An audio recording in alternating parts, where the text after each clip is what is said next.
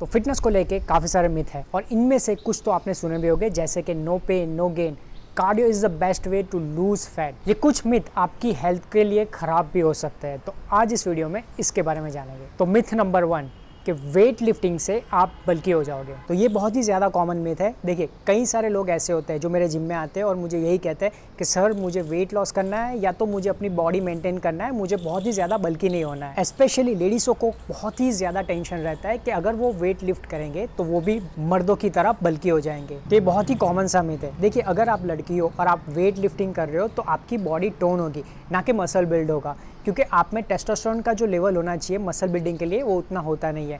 तो अगर आप लड़की हो तो आपको वेट ट्रेनिंग करना चाहिए। ये बेसिकली आपके मसल को टोन करता है। ना सिर्फ लड़कियां बट काफ़ी सारे लड़के भी ऐसा कहते हैं कि सर हमें वेट ट्रेनिंग इतनी नहीं करनी है क्योंकि हमको बॉडी बिल्डर जैसा नहीं दिखना है। देखिए, बॉडी बिल्डर जैसा दिखने के लिए आपको बहुत ही ज़्यादा मेहनत करनी पड़ेगी। तो आप अगर ये सोच रहे हो कि सिर्फ वेट लिफ्टिंग करने से आप बॉडी बिल्डर जैसे दिखोगे, तो ऐसा नहीं है। उसके लिए आपकी डाइट बहुत ही ज़्यादा इंपॉर्टेंट है। तो अगर आपकी डाइट में बहुत ही ज़्यादा प्रोटीन नहीं है तो आप टेंशन मत लीजिए कि आप बहुत ही ज़्यादा बल्कि हो जाओगे। Myth number 2, more cardio is equal to more weight loss. तो ये मिथ भी बहुत ज़्यादा कॉमन है। काफ़ी सारे लोगों के दिमाग में ये रहता है कि हम जितना ज़्यादा कार्डियो करेंगे उतनी जल्दी हमारा वेट लॉस होगा, बट वो लोग ये नहीं देखते कि उनकी डाइट कैसे है। देखिए, कार्डियो क्या करता है, आपकी जो कैलोरी है वो डिफिशिएट में आपको हेल्प करता है। बट अगर आपकी डाइट ही ऐसी है जिसमें आप कैलोरी रिस्ट्रिक्शन नहीं दे रहे हो, जिसमें आप कैलोरी कम नहीं कर रहे हो खाने में, और आप सोच रहे हो कि सिर्फ कार्डियो करने से वेट लॉस होगा, तो ऐसा नहीं होता है। और अगर आप सिर्फ कार्डियो कर रहे हो तो चांसेस बहुत ज़्यादा है कि आपके फैट के साथ आपका मसल मास भी लॉस हो जाएगा।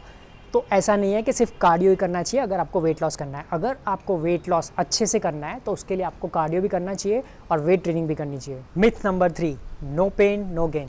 देखिए, ये तो इतना ज़्यादा कॉमन है कि आपने इसको पिक्चरों में भी देखा होगा कि काफ़ी सारे लोग बोलते हैं कि no pain no gain, but इसको समझने की बहुत ज़्यादा ज़रूरत है। देखिए, हर पेन एक जैसा नहीं होता है। हाँ, एक चीज़ है कि अगर आप वर्कआउट कर रहे हो तो आपका मसल सॉर है, आपको पेन हो रहा है, या तो आप कोई वर्कआउट कर रहे हो तो आपको मसल पेन हो रहा है, वो ठीक है, बट हर पेन एक जैसा नहीं होता। कई बार ऐसा होता है कि पेन आपको बोन में हो रहा है बट आपको लग रहा है कि आपके मसल में हो रहा है, और आपके दिमाग में ये रहता है कि नो पेन नो गेन, आपको पुश करना है, कितना भी पेन है आपको पुश करना है। अगर आप ऐसा करोगे तो आपको इंजरी 100% हो सकती है। देखिए, आपकी बॉडी आपको सिग्नल देती है, आपको उसको सुनना चाहिए। अगर आपको कोई पेन हो रहा है, देखिए अगर मसल पेन हो रहा है जब आप वर्कआउट कर रहे हो तो ठीक है, बट आपको लग रहा है कुछ ज़्यादा पेन हो रहा है तो आपको वहाँ पे स्टॉप हो जाना चाहिए। Myth number 4, target fat loss. काफ़ी सारे लोग आके मुझे यही कहते हैं कि सर हमारे बैली पे फैट है, हमें उसको कम करना है। या तो फिर कुछ लोग ऐसा कहते हैं कि सर हमारी गर्दन पे फैट है, हमको उसको लॉस करना है। या तो कुछ लोग ऐसे भी होते हैं जो कहते हैं कि सर हमारे आर्म्स बहुत बड़े हैं, उसको भी कम करना है।